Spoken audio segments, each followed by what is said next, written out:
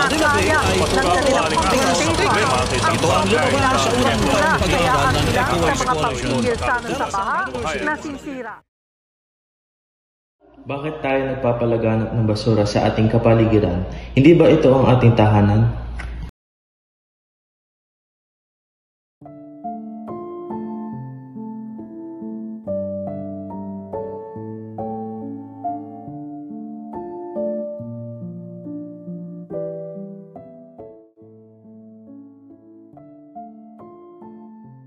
Ang basura ay isang malaking issue sa ating lipunan ngayon.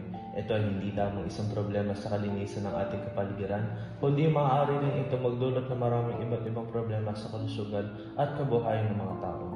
Ang basura ay maaaring maging sanhi ng mga sakit.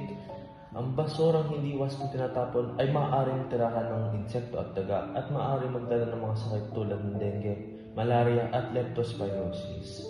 Ang mga basurang nabubulok ay maaaring magkaroon ng amoy na maaaring magdulot ng sakit sa ulo at iba pang problema sa respiratory system.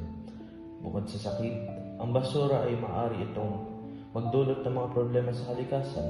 Ang mga basurang hindi wastong tinapon ay maaaring magkaroon ng epekto sa kalidad ng tubig, lupa at hangin.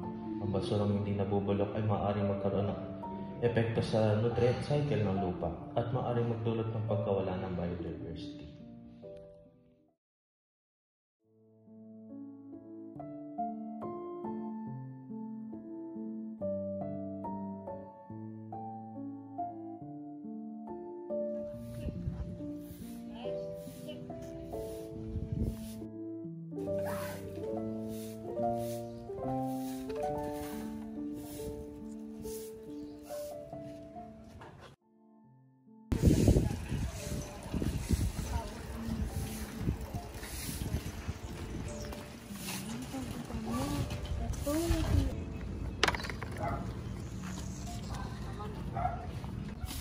Iyo, nakikita mo naman na nagwawalis ako, di ba? Bakit hindi mo pa diretso sa basurahan? What did you say? You're already doing walis naman, plus I don't care. Just do your job. Hindi ka man lang nahiya sa nakakatanda sa'yo? Blah blah, this and that. Shut up, old hag. Hey, Dad. Aba, napakabastos mong bata ka. Di ka ba tinuruan ng magandang asal? Let's go na, guys. Paano pagkain ko? Shut up, Ashley. You can just buy more.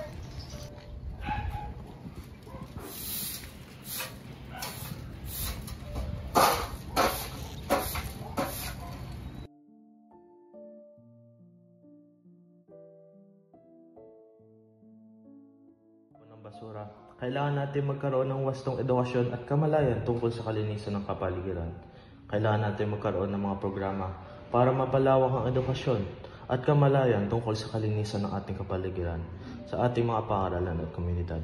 Kailangan natin magkaroon ng mga programa para sa pagpapalawak ng edukasyon at kamalayan tungkol sa kalinisan ng ating kapaligiran pati na sa negosyo at industriya. Sa huli, ang problema ng basura ay isang malaking issue sa ating lipunan ngayon. Ito ay hindi lamang isang problema sa kalinisan ng ating kapaligiran, kundi maaari din ito magdulot ng maraming iba't ibang problema sa kalusugan at kabuhayan ng mga tao. Upang malutas ang problema ng basura, kailangan natin magkaroon ng wastong pagtapon ng basura, wastong edukasyon at kamalayan tungkol sa kalinisan ng kapaligiran. Kailangan din natin kumilos tungkol sa problema ng mga basura.